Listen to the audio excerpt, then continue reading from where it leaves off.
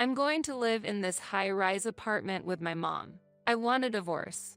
I couldn't hide my confusion at the sudden statement my husband made. It seems like my husband was planning to live in the high-rise apartment I inherited from my father with his mother after our divorce.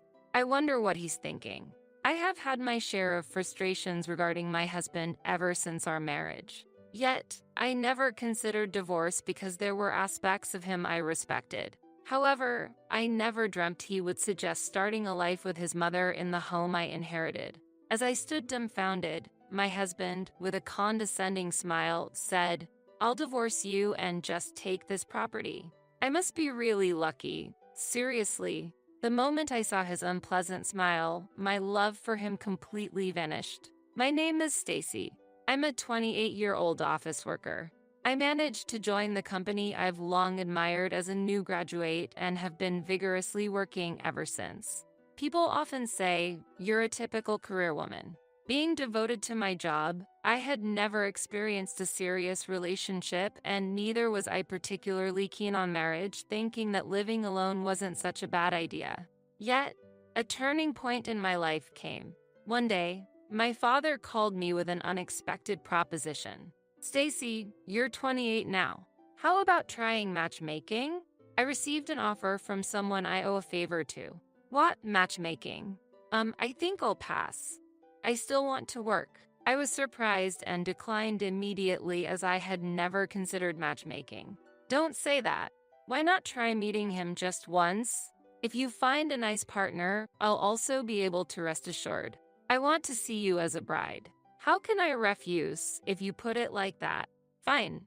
I'll meet him. My father had been unwell for several months and was currently being cared for by my mother at home. His health hasn't been great recently. Knowing his condition, I couldn't ignore my father's wish to see me as a bride, so I was left with no choice but to accept to meet up with the guy he wanted to match me with. "That's great, Stacy. Thank you. I hope you get along well with him." Yes, I'd be happy if he's passionate about his work. The day of the meetup arrived. The man, Ted, was 27 years old, a year younger than me. He loved his job so much that he never got to stay in a long-lasting relationship because he was so busy. Seems like we're a pretty good match. I've also prioritized work over everything else so far. Really? We might get along well then. Ted smiled kindly. We hit it off quickly, and before we knew it, we were married. Our parents were very happy, and we were blessed by many as we started our newlywed life in a rented apartment. Later, my parents bought a high-rise apartment nearby and moved in.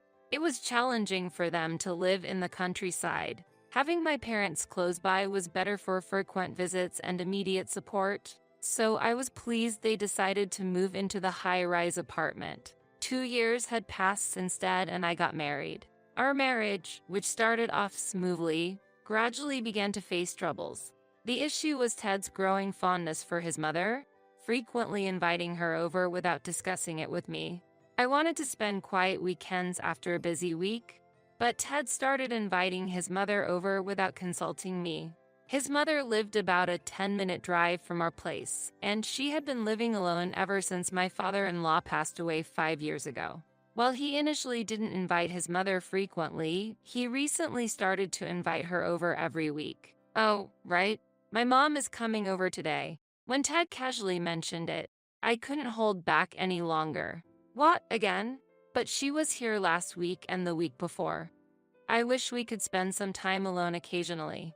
"What are you saying?" "Since my dad's passing, she's been feeling lonely." "What's wrong with inviting her over once a week?" Ted yelled, furious at my suggestion.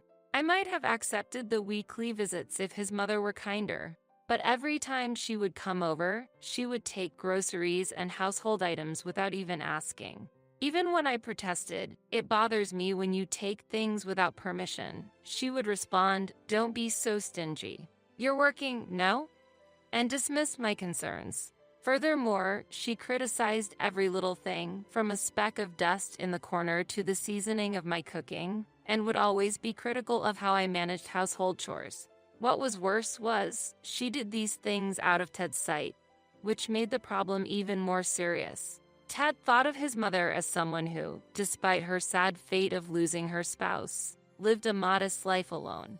Ted, I've told you before, but your mother takes groceries without asking and always finds something to criticize about how I manage the household. It's frustrating, I said. You're lying again.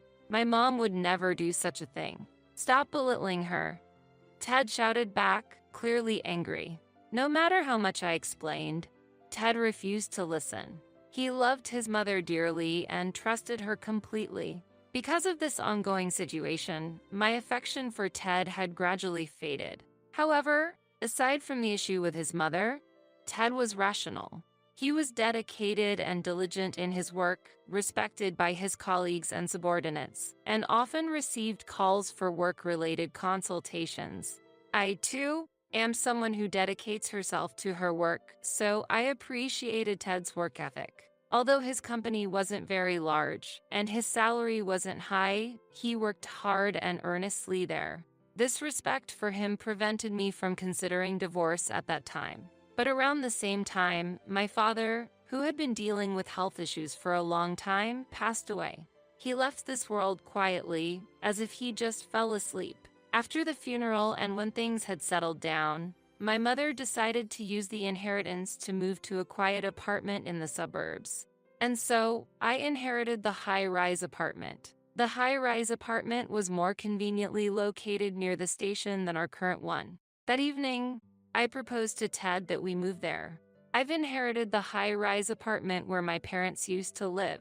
My mom has decided to move to a different one in the suburbs. How about we move to the high-rise one? Of course, it will be after my mom moves out. Upon hearing my suggestion, Ted's face lit up and he exclaimed, "Lucky," and started to celebrate. He then took out his phone and made a call. "Hello, Mom. I have some great news." He seemed to be talking to his mother, telling her that I had inherited my father's high-rise apartment. After ending the call, Ted turned to me with a smug smile and made a demand as if it were the most natural thing in the world. "Give me the keys." "What?" I was taken aback and reflexively asked him to clarify. "I mean the keys to the high-rise apartment. I want to go check it out. I know the place and have visited before, but I haven't thoroughly checked it out apart from the living room.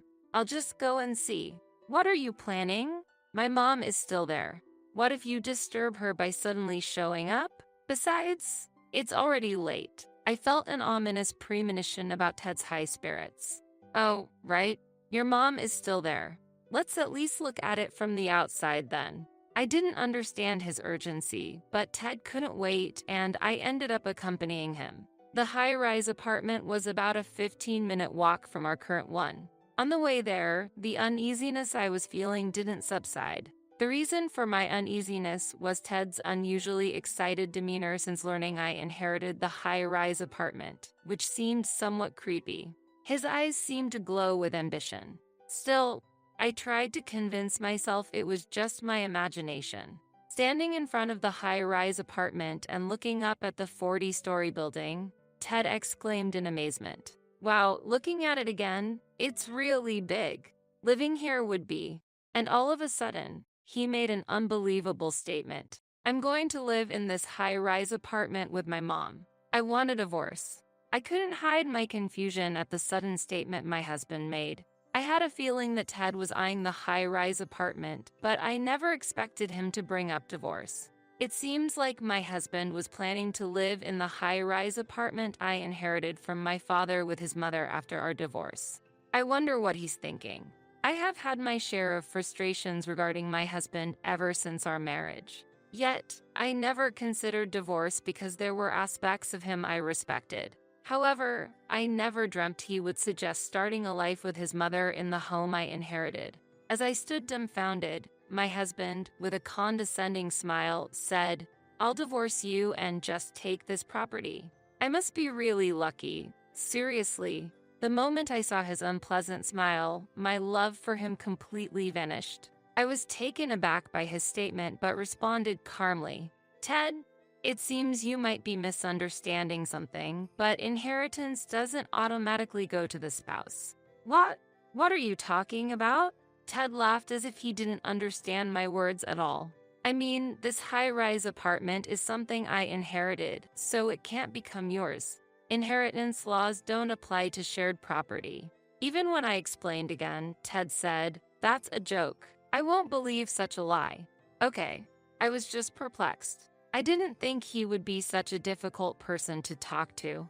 It's funny to see you trying so hard to avoid divorce. Do you love me that much? How pathetic, he mocked. Ted's derisive laughter was extremely unpleasant. And at that moment, I realized my feelings for Ted had vanished. There used to be a respectable side to him, but now I only felt discomfort. If you don't agree to divorce, I'll file for arbitration. I'll live happily in this high-rise apartment with my mom, Ted said with a smirk, and I responded calmly. I'll agree to the divorce. When we get home, let's write the divorce papers. Nice. Surprisingly obedient, aren't you? He answered satisfied, and when we got home, we downloaded and printed the divorce papers from the City Hall's website. Ted signed the divorce papers first, and then I signed. I've completed my part. When I handed over the divorce papers, Ted eagerly took them and said, "I'll hand these in right away," and headed to the City Hall. Thus, our brief 2-year marriage came to an end. However, I couldn't move to the new residence immediately and had to continue living with him in our current place for a while. During this time, I consulted with a lawyer about dividing the property while also preparing to move. My plan was to move to the high-rise apartment I inherited from my father. During this period, my mother-in-law suddenly visited our home. Ted wasn't home, and I had to deal with her alone. When I opened the door, she started shouting, "Why haven't you given us the apartment yet, Stacy? Hand it over to us, quickly." As I've explained to Ted several times, that house is something I inherited from my father and I can't give it to you or Ted, I responded calmly. The audacious mother-in-law then said, "Don't be so stingy. You earn a lot, right? You're so busy with work that you neglect household chores, so you must not be struggling with money. It wouldn't hurt if you gave us the property." I firmly refused her demand. "There's no way I'll give you the apartment," and closed the front door. Behind the door, she yelled, "Why are you so insolent?" Ted was right to get a divorce from such a daughter-in-law. Hand over the high-rise apartment quickly. But after a while, she quieted down and seemed to have given up and left. That evening, when Ted returned home, I told him about his mother's visit. "Today, your mother came. Seems like she's expecting to live in the high-rise apartment. She hurled insults at me, and I can't take it anymore." Then Ted, as if thinking his mother had been insulted, suddenly began yelling hysterically. "What's with that attitude? My mom just wants to live in the high-rise apartment with me as soon as possible. You're the problem for not handing it over. My mom isn't at fault. Stop being stubborn and give us the property now." It's not about being stubborn. It's legally established that inheritance doesn't become shared property. It's exempt from property division. Do I need to explain it again? Even as I tried to explain, Ted wouldn't listen. I eventually successfully completed the property division process, but it took extra time and money because Ted made a fuss about not getting the high-rise apartment. Therefore, I decided to bill all the divorce expenses to him. After my mother moved to the suburban apartment, I decided to relocate to the high-rise apartment. I completed the move without Ted knowing. After moving to my new home, I changed all my contact information, cutting off all ties with him. I was worried for a while that he might come over, but fortunately, there were no signs of him coming, and months had passed. I was relieved, thinking he had accepted the reality that he couldn't live here. However, something unexpected happened. On a holiday, while I was relaxing at home, the bell suddenly rang. At that moment, I murmured to myself, "Has he finally come?" When I looked at the intercom monitor, there he was, as expected. I considered ignoring him for a while, but he persistently rang the bell, and thinking of the neighbors, I reluctantly went to the door. When I opened it, Ted was furious and shouted, "Why did you change your phone number? You've changed your email address too, right? Why didn't you tell me your new contact information? Why should I? I have no obligation to explain to you." The divorce was completed and we're no longer husband and wife, and the property division is settled, so we have nothing to do with each other anymore. Don't say nonsensical things. As I responded calmly, Ted became even more enraged. Don't make lame excuses. I'm really angry. That's clearly not a lame excuse.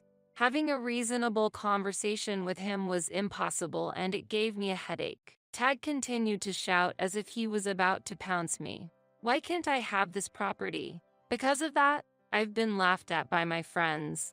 It's all your fault. Laughed at by your friends? What do you mean?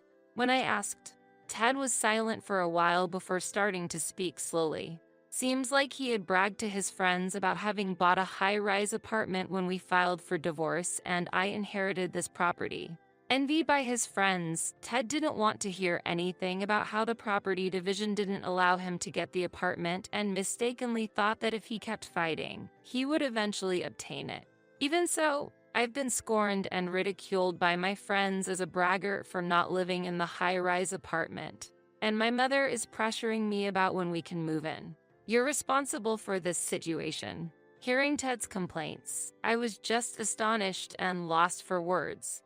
Essentially, he was blaming me for his own frustrations. I was beginning to feel foolish to continue further discussions with him, and said, "It's not my fault. I've tried to explain to you many times that the high-rise apartment is not included in the property division. There's nothing more to talk about. Please leave," and tried to close the door. However, Ted wedged his foot in the door, preventing me from closing it. "Move your foot." "Shut up. I won't leave until you say you'll hand over the high-rise apartment. You're making me look like an idiot." Ted glared at me with bloodshot eyes. "If you won't leave, I'll call the police." "Hoot, call them. Don't think such threats will make me back down. I must get this property at any cost." While Ted dismissed the threat, I calmly took out my cell phone from my pocket. "Wait, are you seriously calling the police?" Ignoring Ted's nervous whisper, I completed the call to the police. Ted turned pale and shouted, "I didn't think you'd actually call the police. Are you crazy?" And quickly left the scene. In the following days, life returned to normal, and it seemed the shock of being reported to the police made Ted avoid contacting me. However, 3 months later, I found an envelope in my home's mailbox. It had no addressee, suggesting someone had delivered it directly. Who could this be from? I muttered to myself as I turned the envelope over to find Ted's name written on it. Shocked, I cautiously opened the envelope, wary of any dangerous contents.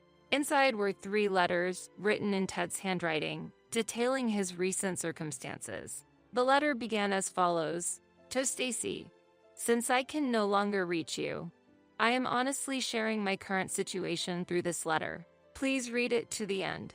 With a mix of curiosity and annoyance, I began to read the letter. As I read on, it became clear that soon after our divorce, Ted had found a new lover and planned to live with her and his mother in this high-rise apartment. However, when it became apparent that Ted could not secure this place, the lover, who was merely attracted by the allure of the apartment, left him. Moreover, Ted had given her expensive gifts, which made him go into a significant amount of debt. He had also talked about purchasing the high-rise apartment at work, leading to unbearable cold stares from colleagues, ultimately causing him to resign.